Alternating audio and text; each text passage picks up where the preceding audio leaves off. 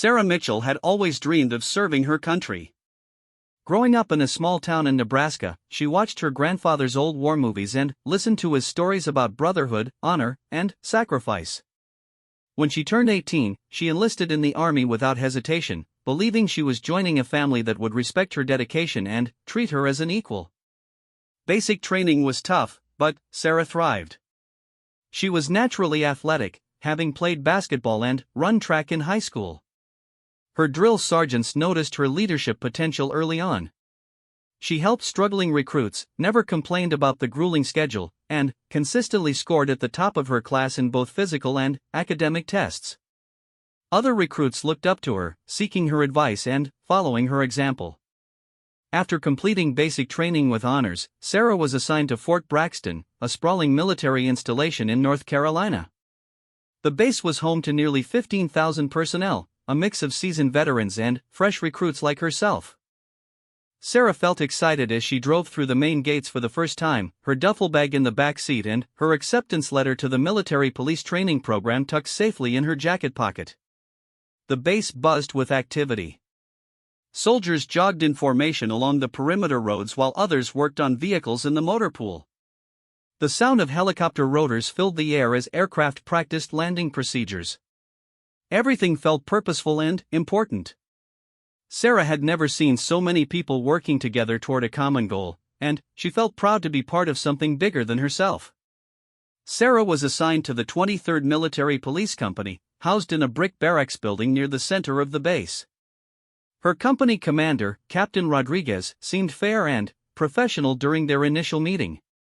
He explained her duties, introduced her to the other soldiers in her unit, and emphasized the importance of maintaining discipline and following the chain of command.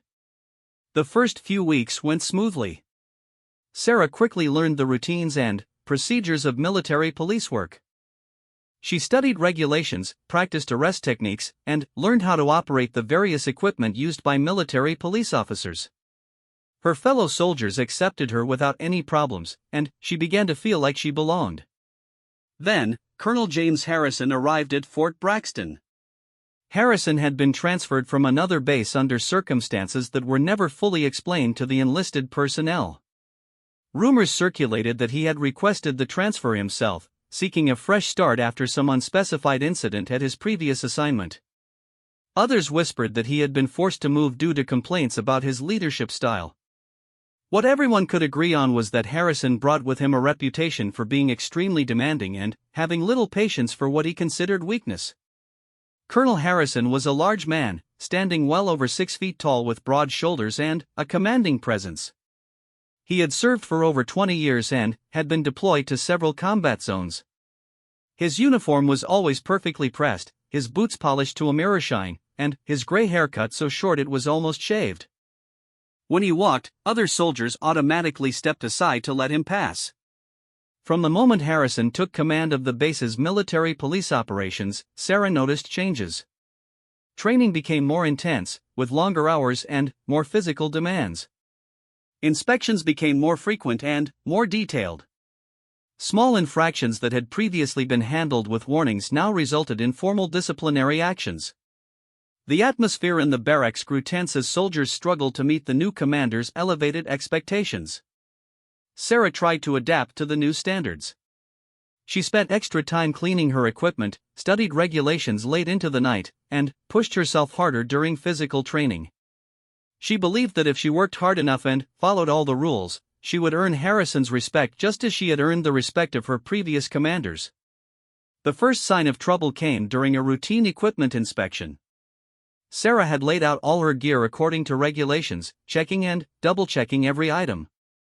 When Harrison reached her bunk, he examined each piece with intense scrutiny. He picked up her nightstick and noticed a tiny scuff mark on the handle that was barely visible to the naked eye. "Soldier, what is this?" Harrison demanded, holding the nightstick inches from Sarah's face. "Sir, it appears to be a minor scuff mark, sir," Sarah replied, maintaining her position at attention. "A minor scuff mark?" Harrison's voice rose. "Do you think maintaining your equipment is a minor responsibility, Mitchell?" "No, sir." "I apologize, sir." It will be corrected immediately. Harrison stared at her for what felt like an eternity. You'll spend the next 3 evenings cleaning and polishing every piece of equipment in this entire barracks. Maybe that will teach you the importance of attention to detail. Sarah was shocked by the severity of the punishment for such a small issue, but she accepted it without complaint.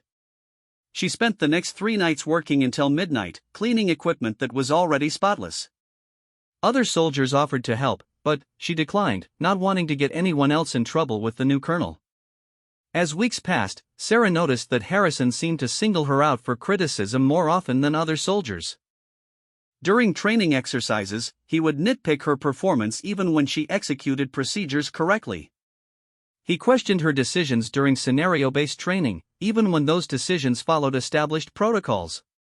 He assigned her additional duties that kept her working long after others had finished for the day. At first, Sarah thought Harrison was simply testing her because he recognized her potential for leadership. She had heard that tough commanders sometimes pushed their best soldiers harder to prepare them for greater responsibilities.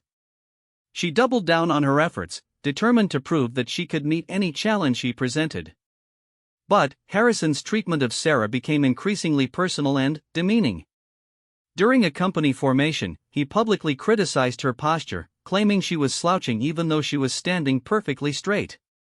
He made her repeat drill movements over and over while other soldiers watched, claiming her timing was off even though she was moving in perfect synchronization with the commands. The breaking point came during a field training exercise that simulated a riot control situation. Sarah was assigned to lead a team of 4 soldiers in establishing a perimeter around a mock disturbance. She had studied the procedures extensively and felt confident in her ability to execute the mission successfully. As her team moved into position, Sarah used hand signals to coordinate their movements, just as she had been taught. They established the perimeter quickly and efficiently, maintaining proper spacing and communication. The exercise appeared to be going well until Harrison's voice boomed across the training area. "Mitchell! What do you think you're doing?" Sarah maintained her position while responding. "Sir, establishing perimeter security as ordered, sir." "Your spacing is all wrong. Your team positioning is a disaster. You're going to get people killed with that kind of sloppy leadership." Sarah was confused. She knew her team's positioning was correct according to the manual. She had double-checked the spacing measurements before moving into position. Several other soldiers in her unit exchanged glances, clearly recognizing that Sarah's execution of the exercise had been textbook perfect. Harrison ordered Sarah to restart the exercise from the beginning. Then, he made her restart it again. And again. Each time, he found new criticisms, even though Sarah was performing the same movements that had been successful during training with other instructors. After the 4th restart, other soldiers began to look uncomfortable as they watched their colleague being subjected to what appeared to be deliberate harassment. Finally, after nearly 2 hours of repetitions, Harrison declared the exercise complete. Sarah was exhausted and frustrated, but she maintained her military bearing. As the other soldiers prepared to move to the next training station, Harrison called out to Sarah. "Mitchell, stay behind. We need to discuss your performance." Sarah's teammates reluctantly left her alone with the colonel. Harrison waited until they were out of earshot before speaking again, his voice dropping to a menacing whisper. "I've been watching you, Mitchell. You think you're special, don't you? You think because you did well in basic training that you can coast through here without putting in real effort. No, sir. I'm committed to meeting all standards and requirements." "Meeting standards?" Harrison laughed coldly. "You're not even close to meeting standards. Your attitude is all wrong. You need to learn some humility." Sarah felt her heart racing, but she kept her voice steady. "Sir, I respectfully disagree. I believe my performance has been satisfactory." The moment those words left her mouth, Sarah knew she had made a mistake. Harrison's face darkened with anger, and she could see the muscles in his jaw tightening. She had challenged his assessment, something that was technically her right according to military regulations but was rarely done without serious consequences. Did you just tell me I was wrong, soldier? Sir, I was simply expressing my perspective on my own performance. Your perspective is irrelevant. My assessment is the only one that matters. And, my assessment is that you need a serious attitude adjustment.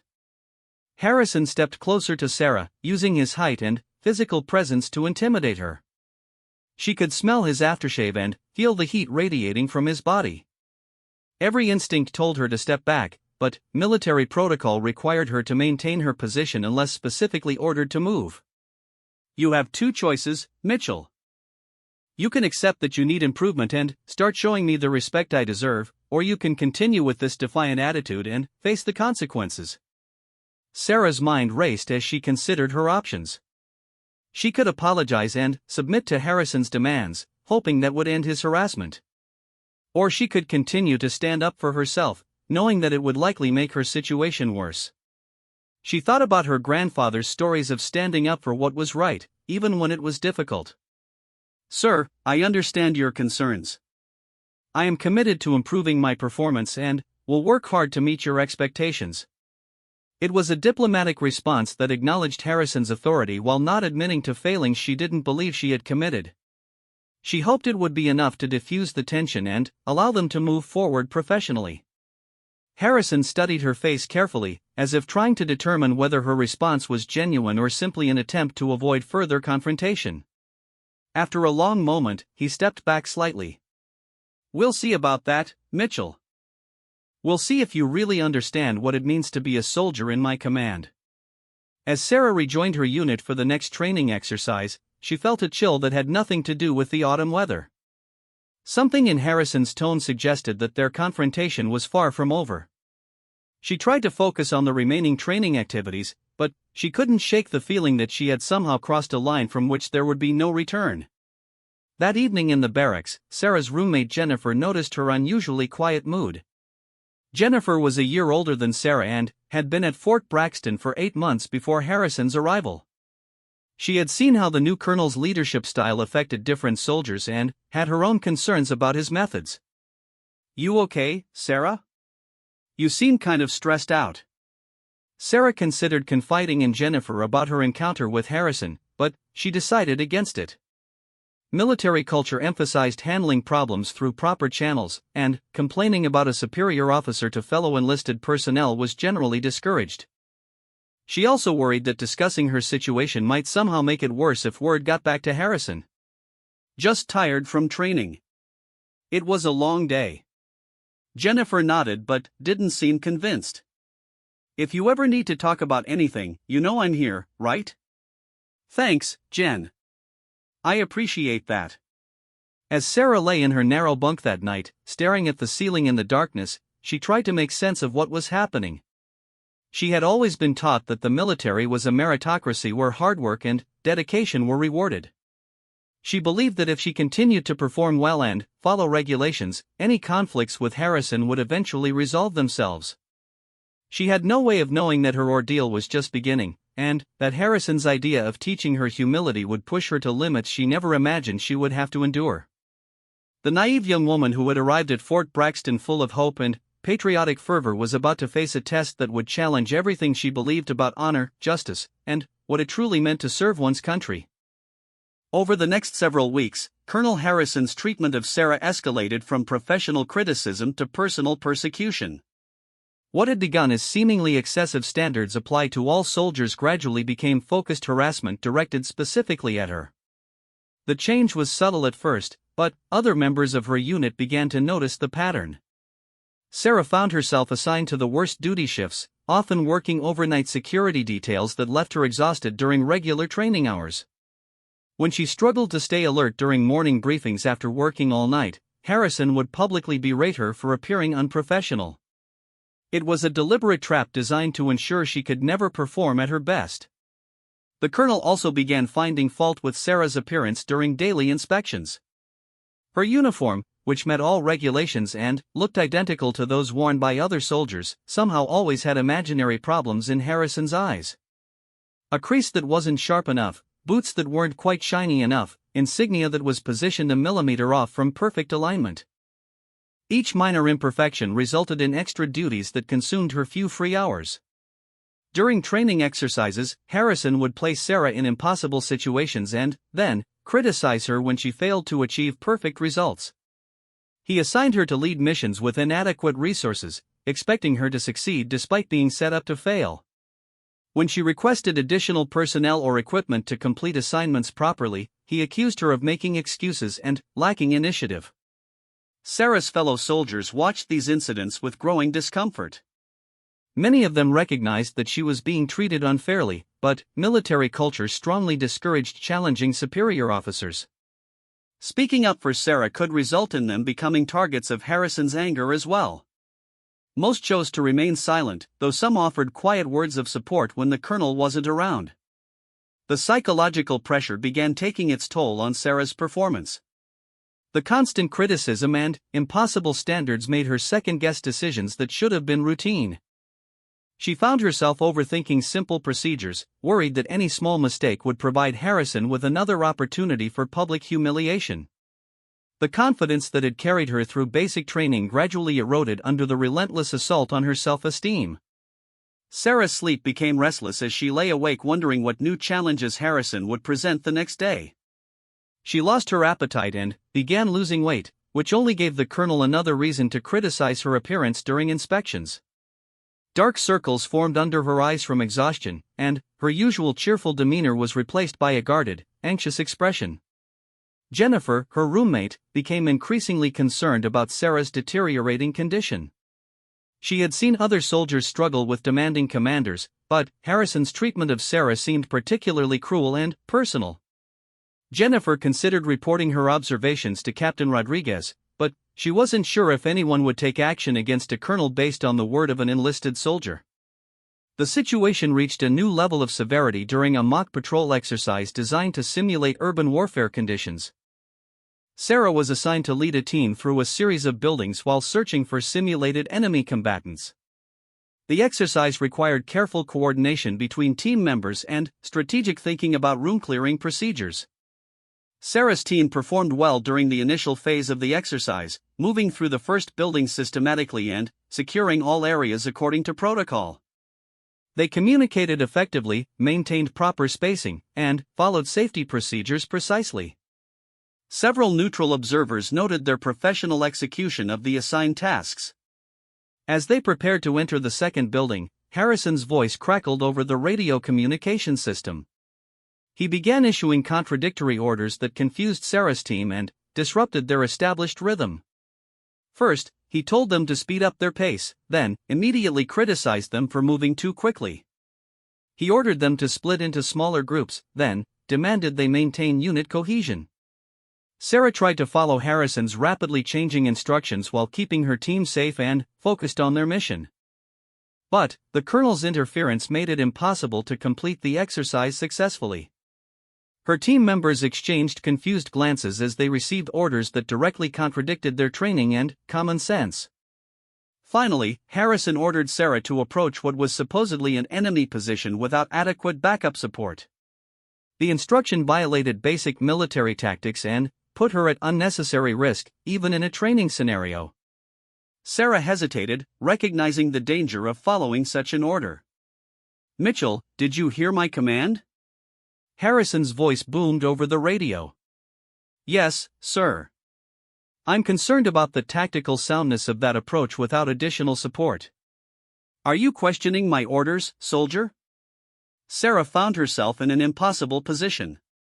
Following Harrison's order could result in mission failure and potentially put her in danger, but refusing to obey a direct command from a superior officer was a serious violation of military law. She chose what seemed like the lesser of two evils. "Sir, I recommend we adjust the approach to ensure mission success." The radio fell silent for several seconds. When Harrison's voice returned, it carried a tone of cold fury that made Sarah's stomach drop. "Exercise terminated. All personnel return to base immediately. Mitchell, report to my office in 30 minutes." As Sarah's team made their way back to the base, none of them spoke about what had just happened. They all understood that Sarah had been placed in an unfair situation, but they also knew that commenting on the colonel's decisions could have serious consequences for their own military careers. The silence felt heavy with unspoken sympathy and shared anxiety about what would happen next. Sarah used the 30-minute delay to clean up and ensure her uniform met regulations before reporting to Harrison's office. She knew that any minor imperfection in her appearance would provide him with additional ammunition for criticism. As she walked across the base, she tried to prepare herself mentally for whatever confrontation awaited her. Harrison's office was located in the main administrative building, an imposing structure with thick concrete walls and small windows that made the interior feel cramped and oppressive. His secretary directed Sarah to wait in the hallway, where she stood at attention for nearly an hour before being summoned inside. The office was decorated with Harrison's military awards and photographs from his various assignments. Behind his desk hung a large American flag alongside framed certificates recognizing his service in multiple combat zones. The visual reminders of his accomplishments were clearly intended to emphasize the power differential between him and the enlisted soldiers he commanded. Harrison did not look up from his paperwork when Sarah entered the room. She stood at attention in front of his desk, waiting for permission to speak or sit down. The silence stretched on for several minutes as the colonel continued reading documents, occasionally making notes with a fountain pen. The psychological warfare was deliberate and effective. When Harrison finally acknowledged Sarah's presence, his expression was one of barely controlled anger mixed with something that looked almost like satisfaction. He had been planning this confrontation since their encounter during the field exercise weeks earlier, and now he had the excuse he needed to escalate his campaign against her. "Soldier, do you understand the concept of military discipline?" "Yes, sir."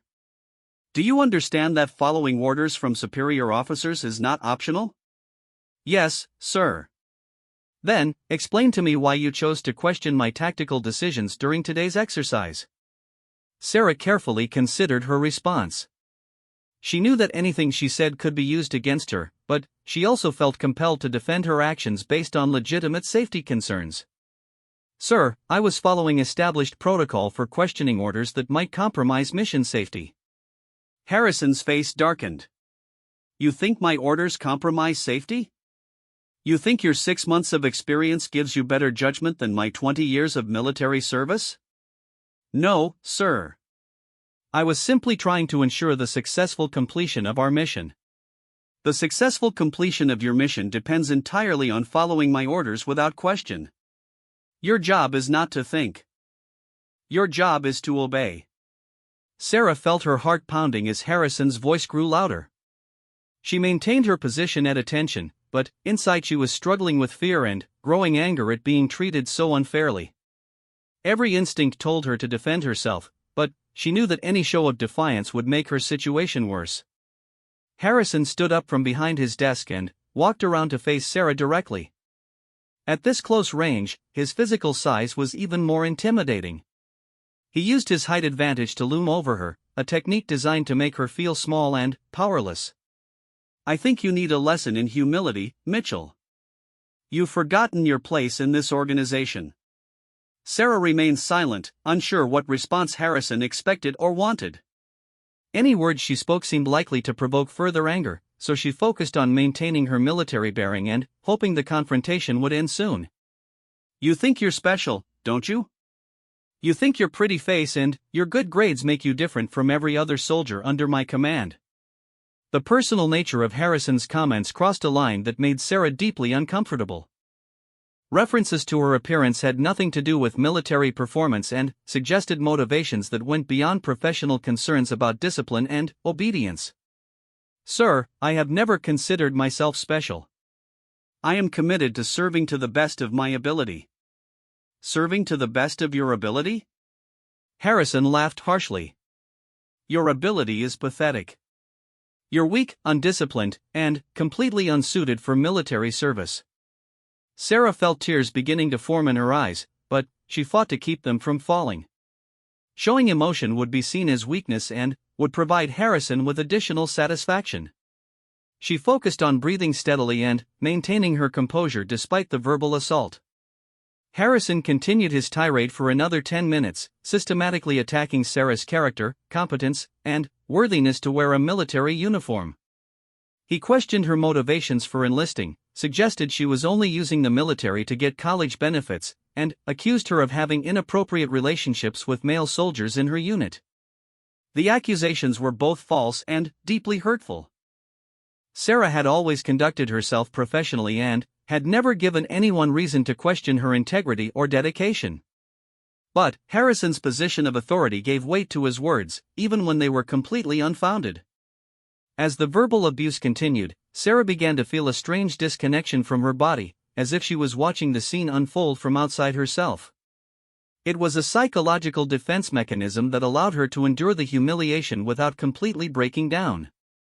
She focused on a spot on the wall behind Harrison's head and tried to block out the sound of his voice.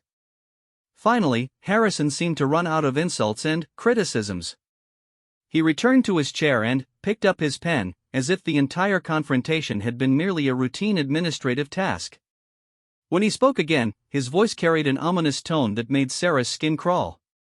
"You clearly need some intensive correction, Mitchell. I'm going to personally ensure that you learn what it means to be a proper soldier."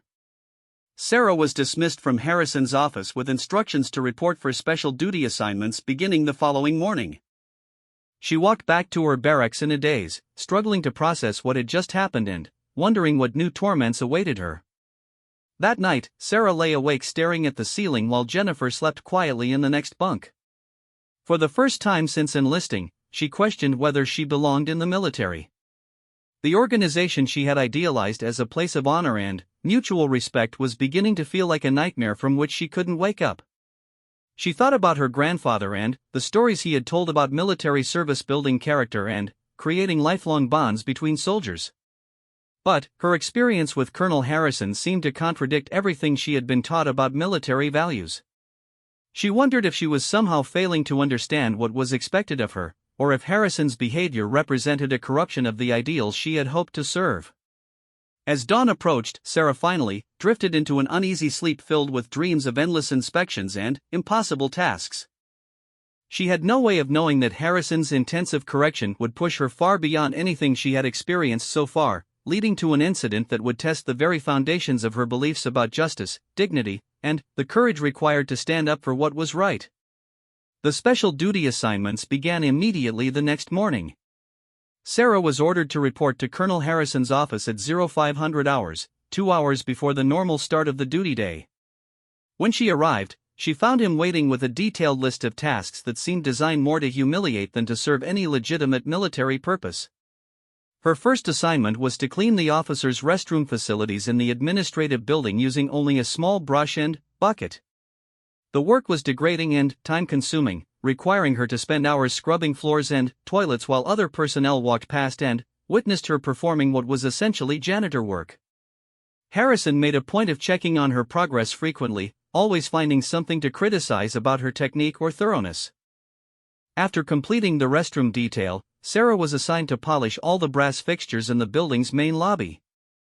The task required her to remove every piece of hardware, clean it individually, and then reinstall it according to exact specifications. Harrison provided her with outdated tools that made the job unnecessarily difficult and time-consuming. Throughout these assignments, Sarah maintained her military bearing and completed every task without complaint. She understood that Harrison was trying to break her spirit, but she was determined not to give him the satisfaction of seeing her surrender. Her grandfather had taught her that dignity came from within and could not be taken away by others, no matter how they might try to demean her. Other soldiers began to notice Sarah's special treatment and started offering subtle assistance when Harrison wasn't around. Someone would mysteriously leave better cleaning supplies where she could find them, or provide helpful information about completing her assigned tasks more efficiently.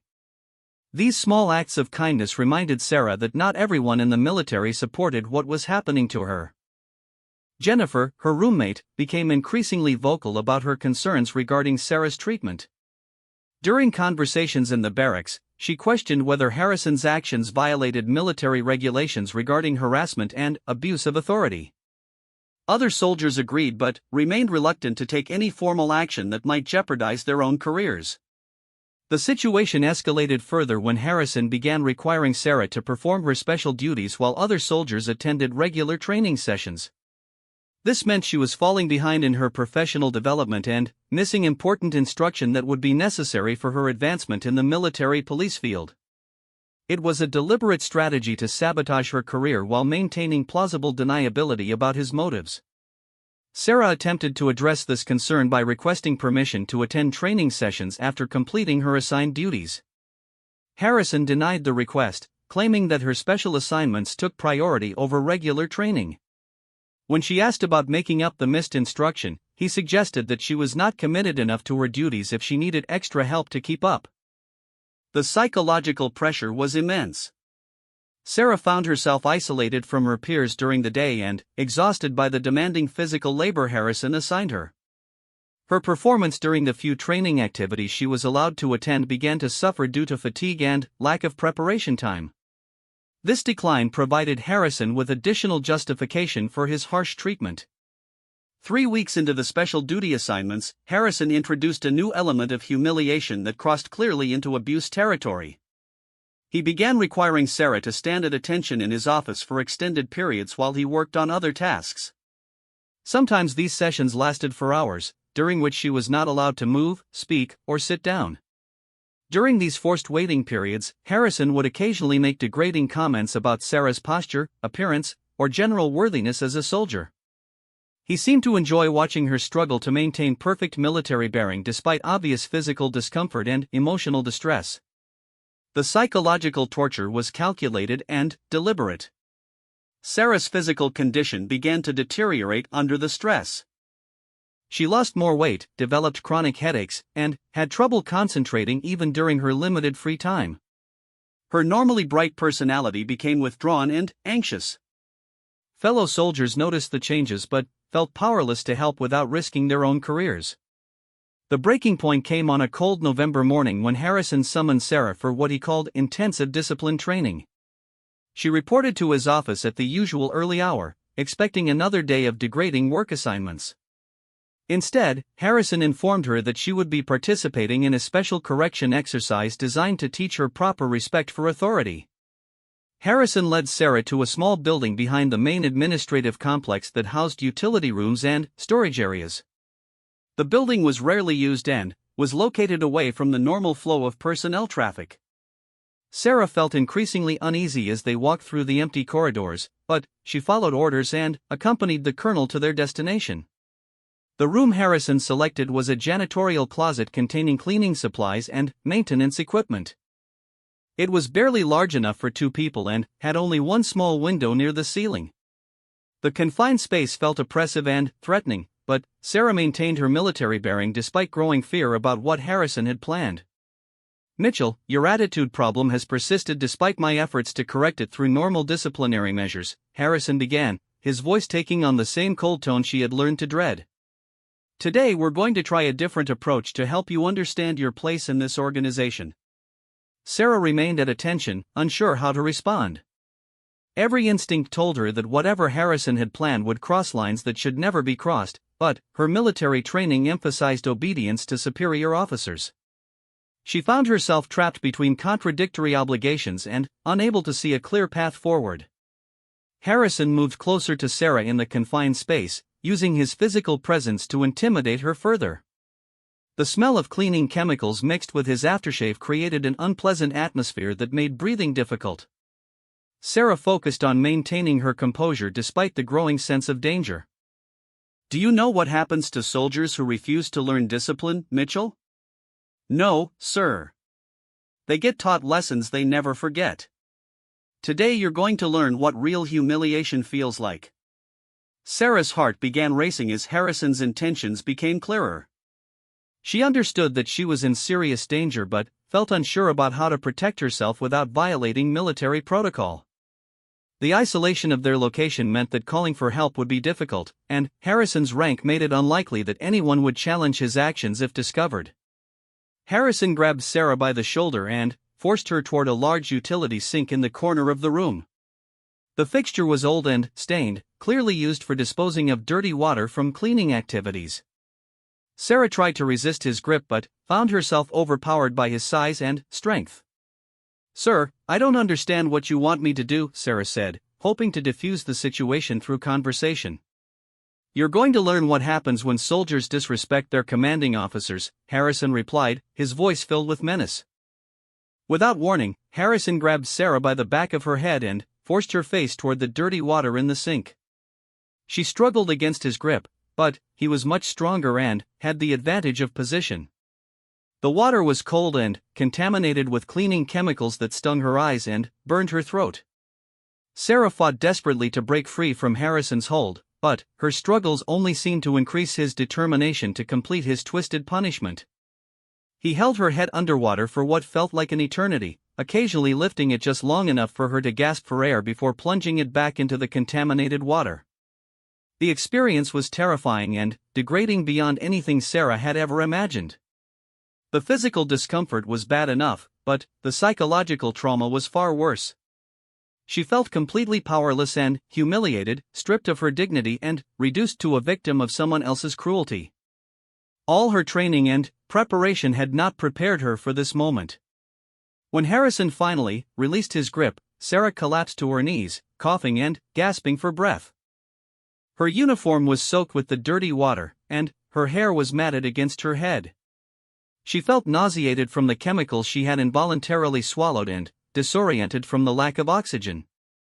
Harrison stood over her, breathing heavily from the exertion but showing no signs of remorse or concern for what he had just done. His expression suggested satisfaction rather than regret, as if he had finally achieved some goal he had been working toward for months. "Maybe now you'll remember to show proper respect," Harrison said, straightening his own uniform and preparing to leave. "Clean yourself up and report for regular duties. If anyone asks about your appearance, tell them you had an accident during maintenance work." Sarah remained on the floor of the utility room long after Harrison left, trying to process what had just happened and figure out what to do next. Her entire body was trembling from shock and fear, and she felt completely alone in a way she had never experienced before. The naive young woman who had believed in military honor and justice had been shattered by the reality of what someone in authority was willing to do to maintain control. As she slowly pulled herself to her feet and attempted to clean the contaminated water from her hair and uniform, Sarah realized that her situation had moved far beyond simple harassment or unfair treatment. Harrison had physically assaulted her in a way that was both criminal and a serious violation of military law. But she also understood that reporting the incident would be extremely difficult and potentially dangerous. Who would believe her word against that of a decorated colonel with 20 years of service? How could she prove what had happened in a private location with no witnesses? What would happen to her military career if she made accusations that couldn't be substantiated? The questions swirled through her mind as she struggled to regain her composure and figure out her next steps. Sarah made her way back to the barracks, hoping to avoid contact with other soldiers until she could properly clean up and change clothes. Her wet uniform and disheveled appearance would certainly attract attention and questions she wasn't prepared to answer. The short walk across the base felt like the longest journey of her life. In the privacy of the barracks bathroom, Sarah examined her reflection in the mirror and was shocked by what she saw. Her eyes were red and swollen from the chemical irritation, her skin was pale from shock, and her expression showed the hollow look of someone who had experienced genuine trauma. She barely recognized the confident young woman who had arrived at Fort Braxton just months earlier. As Sarah cleaned herself up and changed into a fresh uniform, she began to understand that this incident represented a turning point in her military service. She could no longer pretend that Harrison's treatment was simply strict discipline or demanding leadership. What had happened in that utility room was a criminal act that violated every principle the military claimed to represent. But Sarah also knew that her ordeal was far from over. Harrison had demonstrated that he was willing to escalate his abuse far beyond what any reasonable person would consider acceptable. If she remained silent about what had happened, he would likely interpret her silence as permission to continue or even intensify his attacks. The thought of enduring more such treatment filled her with both terror and determination. For the first time since arriving at Fort Braxton, Sarah began to seriously consider the possibility of reporting Harrison's conduct through official channels. The risks were enormous, and the likelihood of success seemed questionable, but continuing to suffer in silence no longer felt like a viable option. The young woman who had once believed that hard work and dedication would be enough to succeed in the military was being forced to confront much more complex questions about courage, justice, and what it truly meant to serve with honor. That night, Sarah lay awake in her bunk wrestling with the most difficult decision of her young life. Every fiber of her being wanted to report what Colonel Harrison had done to her, but the practical realities of challenging a superior officer seemed almost insurmountable.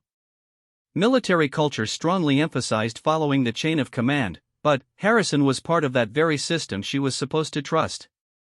Jennifer noticed that Sarah was even more withdrawn than usual and pressed her for information about what was wrong.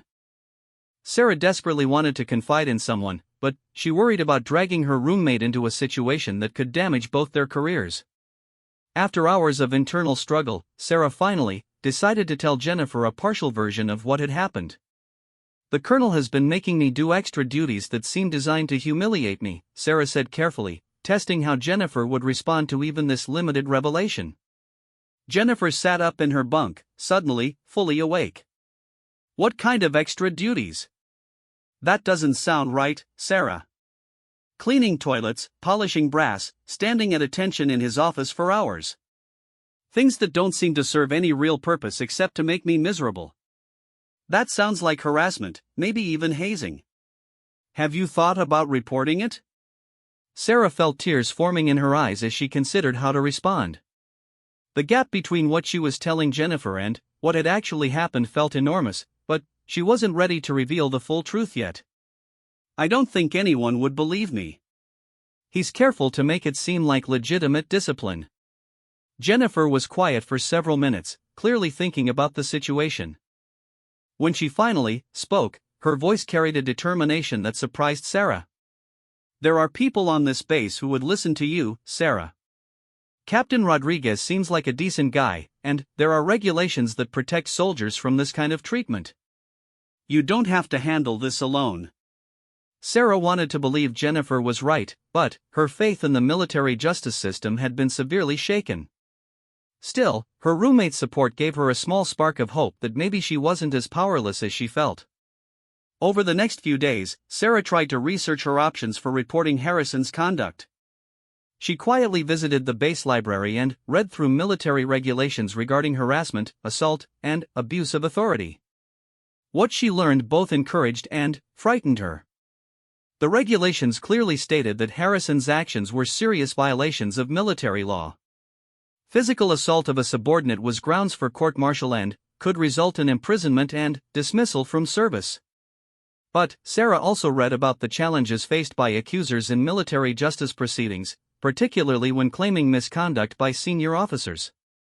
Sarah discovered that she would need evidence to support her accusations, and gathering such evidence seemed nearly impossible given the private nature of Harrison's attacks. She would also need witnesses, but most of the harassment had occurred when they were alone. The system seemed designed to protect people like Harrison rather than victims like herself.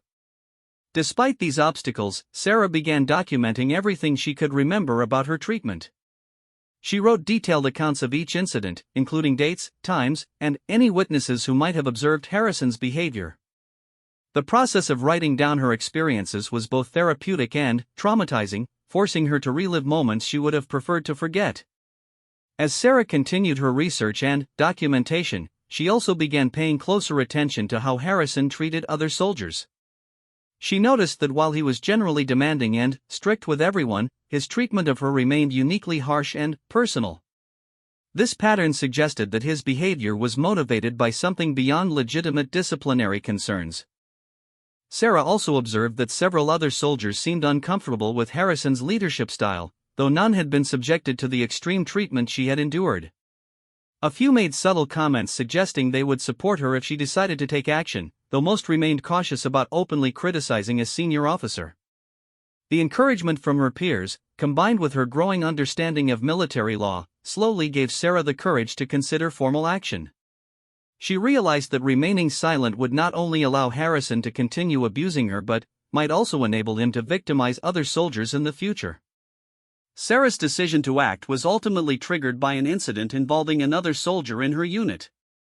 During a routine training exercise, Harrison subjected Private Martinez to the same kind of impossible standards and public humiliation that Sarah had been enduring for months. Watching another person suffer similar treatment made Sarah realize she couldn't remain silent any longer. After the training exercise, Sarah approached Martinez privately to offer support and encouragement. During their conversation, Martinez revealed that Harrison had been increasingly targeting him ever since he had questioned one of the colonel's orders during a previous exercise. The pattern was becoming clear. "He's doing the same thing to you that he's been doing to me," Sarah told Martinez. "This isn't normal discipline. It's personal harassment." Martinez looked around nervously to ensure they weren't being overheard. "I've been thinking about talking to someone about it, but I'm worried about what might happen to my career." "I understand that fear," Sarah replied. "But if we don't speak up, it's going to keep happening to us and probably to other people too."